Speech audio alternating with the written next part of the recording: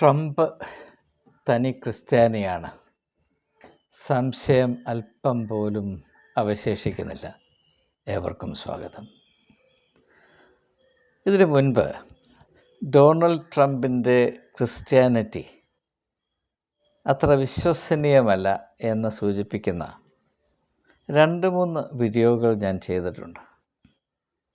എന്നാൽ എൻ്റെ അഭിപ്രായം ഇപ്പോൾ തിരുത്തേണ്ട ഒരു സാഹചര്യത്തിലാണ്, അങ്ങനെ ഒരു ഗതികേടിലാണ് ഞാൻ നിൽക്കുന്നത്. അതിൻ്റെ 1-2 സൂചനകൾ മാത്രം നൽകാൻ്റെ ആവശ്യമേ ഉള്ളൂ എന്നാണ് ഞാൻ കരുതുന്നത്. നിങ്ങളെ പെട്ടെന്ന് മനസ്സിലാക്കും. ആദ്യമായിട്ട് എനിക്ക് പറയാനുള്ളത്, അദ്ദേഹം യേശുവിൻ്റെ ആദർശങ്ങളെ ഏതാണ്ടൊക്കെ മനസ്സിലാക്കി അതുപോലെ പ്രവർത്തിക്കാൻ ധൈര്യം കാണിക്കുന്ന ഒരു വ്യക്തിയാണ്. ഇത് പറയുമ്പോൾ പലരും എന്നോട് കോപിക്കും. പക്ഷേ കോപിക്കേണ്ട ആവശ്യമില്ല എന്ന് നിങ്ങൾ തുടർന്ന് കണ്ടാൽ മനസ്സിലാകും. ഉദാഹരണമായിട്ട് യേശു പറഞ്ഞു, നിങ്ങൾ പരസ്പരം ക്ഷമിക്കണം, ക്ഷമിപ്പീൻ.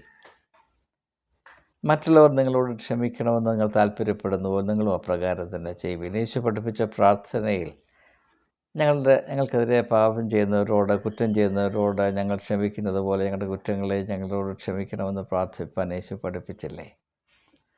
അത് വാസ്തവത്തിൽ ഇന്ന് രാജ്യാന്തര തലത്തിൽ ഏറ്റവും ശ്രദ്ധേയമായി പാലിക്കുന്ന ഏക വ്യക്തി ട്രംപ് തന്നെയാണ് എന്ന് പറയാൻ ഞാൻ നിർബന്ധിതനാണ്. അതിൻ്റെ ഗതികേടാണ്. എൻ്റെ ഉദാഹരണം പറഞ്ഞാൽ നിങ്ങൾക്ക് പെട്ടെന്ന് ബോധ്യമാകും. ഏതാണ്ട് 4 ദിവസങ്ങൾക്ക് മുൻപാണ് ട്രംപ് പറഞ്ഞത്, യുക്രൈനിൻ്റെ പ്രസിഡൻ്റായ വളോഡിമർ സെലൻസ്കി ഒരു ഡിക്റ്റേറ്ററാണ്. അദ്ദേഹം അത് കുറച്ചുകൂടെ ജനങ്ങളുടെ ശ്രദ്ധയിൽപ്പെടുത്തേണ്ടത് പറഞ്ഞു. സാമാന്യം തരക്കേടില്ലാത്തൊരു കൊമീഡിയനാണ് അദ്ദേഹം എന്ന് പറഞ്ഞു. അപ്പോൾ അത് പല ആളുകളെയും ചൊടിപ്പിച്ചു. കാരണം സെലൻസ്കി ജനകീയമായ ജനായത്ത പ്രക്രിയയിൽ കൂടെ പ്രസിഡൻ്റ് ആയതാണ്. അദ്ദേഹം ഇലക്ഷൻ ജയിച്ച് പ്രസിഡൻ്റ് ആളായതാണ്. പിന്നെ യുദ്ധത്തിൻ്റെ മധ്യത്തിലൊരു ഇലക്ഷൻ നടത്താനുള്ള സാഹചര്യമില്ല. 2ാം ലോകമഹായുദ്ധകാലത്ത് വിൻസ്റ്റൺ ചർച്ചിൽ 10 വർഷം ഇലക്ഷനില്ലാതെ അടുത്ത പ്രധാനമന്ത്രിയായി കഴിഞ്ഞു. അന്നാരും അദ്ദേഹത്തെ ഡിക്റ്റേറ്ററായിട്ട് വിളിച്ചില്ല എന്നൊക്കെ ചരിത്രം പറയുന്നുണ്ട്. പക്ഷേ അത് ഡൊണാൾഡ് ട്രംപിനെ ബാധിക്കേണ്ട കാര്യമൊന്നും. ചരിത്രം അദ്ദേഹം വായിക്കുന്നയാളല്ല, ചരിത്രം സൃഷ്ടിക്കുന്നയാളാണ്. സൃഷ്ടിക്കുകയും വായിക്കുകയും ചെയ്യുന്നത് എപ്പോഴും 2 കൂട്ടരാണ്. ചരിത്രം സൃഷ്ടിക്കുന്ന ആൾക്ക് വായിക്കാൻ സമയം കാണത്തില്ല. വായിക്കുന്നവർ ചരിത്രം സൃഷ്ടിക്കാനായിട്ട് ഇറങ്ങി പുറപ്പെടുകയുമില്ല. അവർക്കറിയാം ഇത് തല പോകുന്ന പരിപാടിയാണ്. അതുകൊണ്ട് 2ഉം കൂടെ ഒരേ സമയത്ത് നടക്കത്തില്ല. അപ്പോൾ ട്രംപ് ചരിത്രം സൃഷ്ടിക്കുന്നയാളാണ്, ചരിത്രം വായിക്കുന്നയാളല്ല. അതുകൊണ്ട് ഇങ്ങനെയുള്ള കാര്യങ്ങൾ അദ്ദേഹത്തോട് പറഞ്ഞിട്ടും വലിയ പ്രയോജനമില്ല.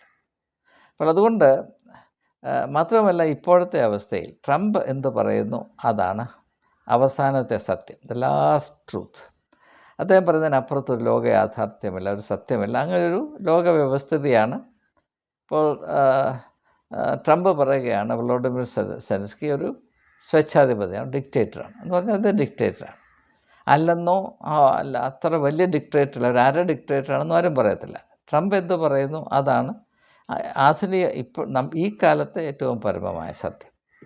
ഇപ്പോൾ കാക്ക മലന്നാണ് പറക്കുന്നതെന്ന് പറഞ്ഞാൽ അങ്ങനെ തന്നെയാണ് എന്ന് പറയുന്ന ഒരു സാഹചര്യം മാത്രമാണ് നിലനിൽക്കുന്നത്. അതുകൊണ്ട് ട്രംപ് പറഞ്ഞു വളോഡിമർ സെലൻസ്കി ഒരു ഡിക്റ്റേറ്ററാണ്, ഒരു സ്വേച്ഛാധിപതിയാണെന്ന് പറഞ്ഞപ്പോൾ ഞാൻ പോലും വിശ്വസിച്ചു പോയി. എനിക്ക് അതിനെതിരായ തെളിവുകളൊക്കെ വളരെ അധികം അറിയാമെങ്കിലും ട്രംപ് പറഞ്ഞതുകൊണ്ട് ഞാനങ്ങ് വിശ്വസിച്ചു. മാത്രമല്ല, അദ്ദേഹം കൊമീഡിയനായിരുന്നുവെന്ന് എനിക്കറിയാം. അതുകൊണ്ട് സാമാന്യം തരക്കേടില്ലാത്ത ഒരു കൊമീഡിയനാണെന്നല്ല ഞാൻ അറിഞ്ഞ. യുക്രൈനിലെ ഏറ്റവും ജനപ്രീതി ആർജിച്ച ഒരു കൊമീഡിയൻ, ഇപ്പോൾ കേരളത്തിൻ്റെ അവസ്ഥയിൽ പറഞ്ഞാൽ ഏതാണ്ട് ഇന്നസെൻ്റ് പോലെയോ അല്ലെങ്കിൽ അടൂർ ഭാസിയോ ആ തലത്തിൽ ഒരു കൊമീഡിയനായി വളരെ ജനപ്രീതി ആർജിച്ച, അതിൻ്റെ അടിസ്ഥാനത്തിൽ പ്രസിഡൻ്റായ ഒരു വ്യക്തി തന്നെയാണ് സെലൻസ്കി.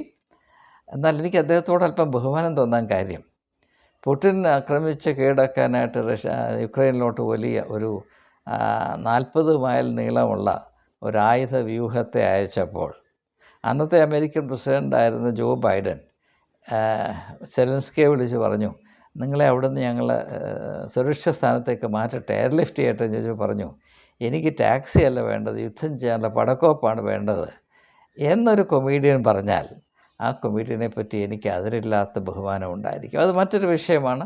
അത് തൽക്കാലം വലിയ പ്രാധാന്യം അർഹിക്കുന്നില്ല, അതുകൊണ്ട് ഞാനതങ്ങ് വിടുകയാണ്. അപ്പോൾ അങ്ങനെ ഈ സെലൻസ്കി ഒരു ഡിക്റ്റേറ്ററുമാണ്, ഒരു കൊമീഡിയൻ. ഒരു കൊമീഡിയൻ എങ്ങനെയാണ് ഡിക്റ്റേറ്റർ ആകുന്നത് എനിക്കറിയില്ല, അപ്പോൾ അത് മറ്റൊരു വിഷയമാണ്. അപ്പോൾ അദ്ദേഹം ഡിക്റ്റേറ്ററാണ്. അപ്പോൾ കാര്യമായി സെലൻസ്കിയോട് ദേഷ്യമുണ്ടായിട്ട്, അല്ലെങ്കിൽ സെലൻസ്കി അദ്ദേഹത്തെ പ്രകോപിപ്പിച്ചു. ട്രംപിനെ പ്രകോപിപ്പിക്കുക എന്ന് പറഞ്ഞാൽ നല്ല കാര്യമല്ല, മാത്രവുമല്ല അതുപോലെ എളുപ്പത്തിൽ സാധിക്കുന്നതാണ്. ട്രംപ് പറയുന്ന അതുപോലെ അനുസരിച്ചില്ലെങ്കിൽ അദ്ദേഹം വളരെ കുപിതനായിത്തീരും, പിന്നെ വായിൽ വരുന്നതൊക്കെ വിളിച്ചു പറയും. അതുകൊണ്ട് അങ്ങനെ ആരും ഇപ്പോൾ ധൈര്യം കാണിക്കാറില്ല. അദ്ദേഹം പറയുന്നത് തന്നെയാണ് ശരി എന്ന് പെട്ടെന്ന് സമ്മതിച്ചു കൊടുക്കുകയാണ് എല്ലാവരും ചെയ്യുന്നത്. എന്നാൽ ഈ ചെറിയ മനുഷ്യൻ, ഈ ടീഷർട്ട് ഇട്ടുകൊണ്ട് നടക്കുന്ന ഒരു രാജ്യത്തിൻ്റെ പ്രസിഡൻറ്റ്, അല്ലെങ്കിൽ ഒരു രാജ്യത്തിൻ്റെ ടീഷർട്ട് ഇട്ടുകൊണ്ട് നടക്കുന്ന പ്രസിഡൻറ്റ് പറയുകയാണ് പുടിൻ ഒരു ഡിസ്ഇൻഫർമേഷൻ സ്പേസിലാണ്.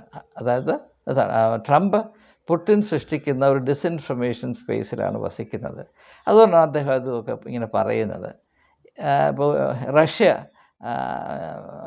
യുക്രൈനെ ആക്രമിച്ചതല്ല, യുക്രൈനാണ് യുദ്ധം ആരംഭിച്ചത് എന്നൊക്കെ അദ്ദേഹം പറയുന്നത് ഒരു ഡിസ്ഇൻഫർമേഷൻ സ്പേസിലാണെന്ന് പറഞ്ഞപ്പോൾ അത് ട്രംപ് വിചാരിക്കുന്നതിന് വിരുദ്ധമായതുകൊണ്ട് ന്യായമായും അദ്ദേഹത്തിന് കോപം തോന്നും. അദ്ദേഹം നന്നേ കോപിച്ചു. അങ്ങനെ പ്രകോപിക്കപ്പെട്ടാണ് സെലൻസ്കി ഒരു സ്വേച്ഛാധിപതിയാണ്, ഡിക്റ്റേറ്ററാണെന്ന് അദ്ദേഹം അഭിപ്രായപ്പെട്ടത്. ട്രംപ് ഒരു അഭിപ്രായം പറഞ്ഞാൽ പിന്നെ അത് മാറ്റി എഴുതുക എളുപ്പമല്ല, നമുക്ക് ഏവർക്കും അറിയാം. അപ്പോൾ അങ്ങനെ ഇരുന്ന ഒരു സാഹചര്യത്തിൽ ഇന്നലെ അപ്പോൾ ഇന്ന് വെള്ളിയാഴ്ചയാണ്. ഇന്നാണ് സെലൻസ്കി റഷ്യ സന്ദർശിച്ച് യുക്രൈനും അമേരിക്കയും തമ്മിലുള്ള ഒരു ട്രേഡ് ഡീൽ, അതായത് റെയർ എർത്ത് മിനറൽ സംബന്ധമായിട്ടുള്ളൊരു ഡീൽ, ഒരു കരാർ ഒപ്പുവെക്കുന്നത്. അതിൽ ട്രംപിന് സന്തോഷമുണ്ട്. അപ്പോൾ അതുകൊണ്ട് അദ്ദേഹം സെലൻസ്കിക്ക് മാപ്പ് കൊടുത്തു. ആലോചിച്ച് നോക്കണം, അദ്ദേഹത്തിൻ്റെ പാപം ക്ഷമിച്ചു കൊടുത്തു. അപ്പോൾ ഇന്നലെ മാധ്യമപ്രവർത്തകർ ചോദിച്ചു, യുക്രൈൻ്റെ പ്രസിഡൻ്റായിരിക്കുന്ന സെലൻസ്കി ഒരു ഡിക്റ്റേറ്ററാണെന്ന അഭിപ്രായം താങ്കൾക്കുണ്ടോ? അപ്പോൾ പ്രസിഡന്റ് ട്രംപ് പറയുന്നത്, ഞാനങ്ങനെ പറഞ്ഞു, അങ്ങനെ ഞാൻ പറയുമെന്ന് എനിക്ക് വിശ്വസിക്കാൻ പ്രയാസമാണ്. അപ്പോൾ ഇവിടെ മനസ്സിലാക്കേണ്ടത്, അദ്ദേഹം സെലൻസ്കിക്ക് മാപ്പ് കൊടുത്തുവെന്ന് മാത്രമല്ല, എന്നാൽ പോട്ടെ സാരമില്ല, അങ്ങനെ ഒരു സംഭവം നടന്നായിപ്പോലും അദ്ദേഹത്തിന് ഓർക്കുന്നില്ല എന്ന് പറഞ്ഞാൽ അത് അദ്ദേഹത്തിൻ്റെ മനസ്സിൽ നിന്ന് പൂർണ്ണമായി അദ്ദേഹം ഡിലീറ്റ് ചെയ്ത് കളഞ്ഞു. അങ്ങനെ ഉണ്ടായിട്ടില്ല. അതാണ് പരിപൂർണമായ മാപ്പെന്ന് പറയുന്നത്. നമുക്ക് ആരെങ്കിലും നമുക്കെതിരെ എന്തെങ്കിലും കുറ്റം ചെയ്താൽ, നമ്മൾ പ്രകോപിപ്പിച്ചാൽ, നമ്മളേതെങ്കിലും വിധത്തിൽ മുറിവേൽപ്പിച്ചാൽ ക്ഷമയെന്നൊക്കെ പറയുമെങ്കിലും ആ സംഭവത്തെപ്പറ്റി നമ്മൾ എക്കാലത്ത് ഓർത്തിരിക്കും. പിന്നെ അവസരം ഒപ്പിച്ച് വെച്ച് കാച്ചാനാണ്, നമ്മളത് ഓർത്തിരിക്കും. പക്ഷേ ട്രംപ് അങ്ങനെയല്ല. അദ്ദേഹം ക്ഷമിച്ചാൽ ഏത് കുറ്റമാണോ അദ്ദേഹം ക്ഷമിച്ചു തരുന്നത് അതിനെപ്പറ്റിയുള്ള ഓർമ്മ 100% കമ്പ്യൂട്ടറിൽ എങ്ങനെയാണ് ഫയൽ ഡിലീറ്റ് ചെയ്യുന്നത്, പെർമനൻറ്റ് ഡിലീഷൻ നടത്തുന്നത്, അതുപോലെ അദ്ദേഹം ചെയ്ത് കളയും. അത്രയും കടന്നു ചെന്ന് മാപ്പ് കൊടുക്കുന്ന, കുറ്റങ്ങൾ ക്ഷമിച്ചു കൊടുക്കുന്ന വേറൊരു ക്രിസ്ത്യാനിയെ പോപ്പ് ഫ്രാൻസിസ് പോലും ട്രംപിന് അടുത്ത് വരത്തില്ല എന്നാണ് ഞാനിപ്പോൾ മനസ്സിലാക്കുന്നത്. കാരണം ഇങ്ങനെ ഒരു സംഭവം ലോക ചരിത്രത്തിൽ ഞാൻ കേട്ടിട്ടില്ല. സെലൻസ്കി അദ്ദേഹത്തെ പ്രകോപിപ്പിക്കുന്നു, അദ്ദേഹം പ്രകോപിക്കപ്പെടുന്നു, അതിൻ്റെ ബാഹ്യപ്രകടനമായ സെലൻസ്കി ഒരു ഡിക്റ്റേറ്ററാണെന്ന് പറയുന്നു. 2 ദിവസം കഴിഞ്ഞപ്പോൾ ചോദിക്കുമ്പോൾ, അങ്ങനെ ഞാൻ പറഞ്ഞിട്ടുണ്ടോ, അങ്ങനെ ഞാൻ പറഞ്ഞുവെന്ന് എനിക്ക് വിശ്വസിക്കാൻ പോലും വയ്യ എന്ന് പറയണമെങ്കിൽ ആ സംഭവത്തെ അദ്ദേഹം മനസ്സിൻ്റെ പാളിയിൽ നിന്ന് 100% തൂത്ത് തുടച്ച് അവിടെ സർഫ് ഡിറ്റർജൻ്റ് കൊണ്ട് കഴുകി അദ്ദേഹം ശരിയാക്കി. അതാണ് വാസ്തവത്തിൽ മാപ്പ് കൊടുക്കുക, ക്ഷമിക്കുക എന്നതിൻ്റെ ഏറ്റവും ഉദാത്തമായ ഉദാഹരണമെന്നാണ് ഞാൻ മനസ്സിലാക്കുന്നത്. അതുകൊണ്ട് ഞാൻ ട്രംപിനെ ഈ കാര്യത്തിൽ നമിക്കുന്നു. എനിക്ക് അദ്ദേഹത്തോടുള്ള ബഹുമാനം ആകാശം മുട്ട വളർന്നിട്ടുണ്ട് എന്ന് പറയാതിരിക്കാൻ നിവൃത്തിയില്ല. ഇനി രണ്ടാമതായിട്ട് അദ്ദേഹം തനി ക്രിസ്ത്യാനിയാണ് എന്ന് പറയാൻ കാര്യം, യേശു പറഞ്ഞു, നിങ്ങൾ ഇതിനെ സംബന്ധിച്ച് ഇംഗ്ലീഷിൽ ഒരു വീഡിയോ ഇവിടെ ചെയ്തിട്ടുണ്ട്. അതിൽ ഇനി ഞാൻ പറയാൻ പോകുന്ന കാര്യത്തിൻ്റെ ഇച്ചിരി വിശദമായ ആ വീഡിയോ ഞാൻ സൂചിപ്പിച്ചിട്ടുണ്ട്, അതും കാണാവുന്നതാണ്. അപ്പോൾ യേശു പറഞ്ഞു, നിങ്ങൾ ശത്രുക്കളെ സ്നേഹിക്കണം. എൻ്റെ അനുഭവത്തിൽ ഇപ്പോൾ മഹാത്മാഗാന്ധി പോലും ശത്രുവിന് ക്ഷമിച്ചു കൊടുത്തു, ശത്രുവിനെതിരെ വാളെടുത്തില്ല എന്നൊക്കെ പറഞ്ഞു, അഹിംസ പാലിച്ചു. പക്ഷേ ശത്രുവിനെ സ്നേഹിക്കുന്ന ഒരവസ്ഥയിലേക്ക് ഉയരാൻ ഗാന്ധിക്ക് പോലും കഴിഞ്ഞില്ല. അപ്പം ഞാൻ നാളിതുവരെ വിചാരിച്ചിരുന്നത് ആധുനിക ലോക ചരിത്രത്തിലെ ആധ്യാത്മികമായ വെളിച്ചത്തിൽ ഏറ്റവും കൂടുതൽ വളർച്ച പക്വത പ്രാപിച്ച ഒരു നേതാവ് മഹാത്മാഗാന്ധിയാണെന്നാണ്. പക്ഷെ ട്രംപ് ഗാന്ധിയെ കവച്ചു വച്ചിരിക്കുന്നു, യാതൊരു സംശയം എൻ്റെ മനസ്സിൽ അവശേഷിക്കുന്നില്ല. അതോർത്ത് എൻ്റെ മനസ്സ് അങ്ങ് സന്തോഷം കൊണ്ട് പുളയുകയാണ്. സഹിക്കുന്നില്ലേ സന്തോഷം കൊണ്ട് എന്നൊക്കെ നമ്മൾ പറയത്തില്ലേ, അതുപോലെ ആണ് ഞാൻ ആ അവസ്ഥയിലാണ് ഞാനിപ്പോൾ ആയിരിക്കുന്നത്. അപ്പോൾ കഴിഞ്ഞ മാസം വരെ അമേരിക്കയുടെ ഏറ്റവും വലിയ ശത്രുവെന്ന് അമേരിക്കക്കാർ മുഴുവനും, അത് ഡെമോക്രാറ്റ്സ് ആണെങ്കിലും റിപ്പബ്ലിക്കൻസ് ആണെങ്കിലും ഒന്നുപോലെ കരുതിയിരുന്ന പുടിൻ അമേരിക്കയുടെ ശത്രുവാണ്, നമ്പർ 1 ശത്രുവാണ്. ആ ശത്രുത്വത്തെ 100% ഏകപക്ഷീയമായി അതിജീവിക്കുവാൻ പുടിനൊന്നും കൺസീഡ് ചെയ്തില്ല. പുടിൻ അങ്ങോട്ട് കയറി നമുക്ക് ഇതൊക്കെ ഒന്ന് മാറ്റി നമുക്ക് നോർമലായിട്ട് ജീവിക്കണമെന്നൊന്നും പറഞ്ഞില്ല.